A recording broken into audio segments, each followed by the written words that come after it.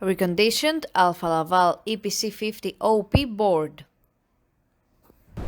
For testing, we add a 24-volt DC power supply. As soon as we turn the power supply on, the unit reacts, and after a while, we can see the message on the LCD screen. No further testing is possible due to lack of additional units.